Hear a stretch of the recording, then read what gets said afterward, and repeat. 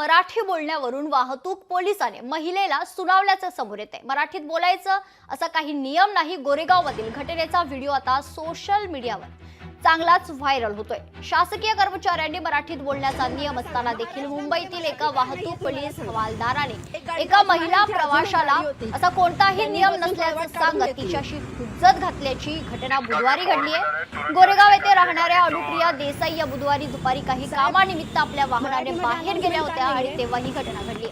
मराठीमध्ये अनाउन्समेंट का नाही हे तुम्ही मला सांगा। महाराष्ट्रामध्ये मराठी का नाहीये तुम्ही मला सांगा। एक गाडी तर अजून आहे, इथे अजून एक गाडी होती, त्यांनी बसून पळवाट काढून घेतली। इसका भी 4 व्हीलर है, तुरंत गाड़ी निकालिए, गाड़ी टो हो रहा है। साहेब, मराठीमध्ये अनाउन्समेंट का नाहीये? मराठीमध्ये अनाउन्समेंट का नाही हे तुम्ही मला सांगा। महाराष्ट्रामध्ये मराठी का नाहीये तुम्ही मला सांगा। एक गाडी तर अजून आहे, इथे अजून एक गाडी होती, त्यांनी बसून पळवाट काढून घेतली। इसका भी 4 व्हीलर है, तुरंत गाड़ी निकालिए, गाड़ी टो हो रहा है।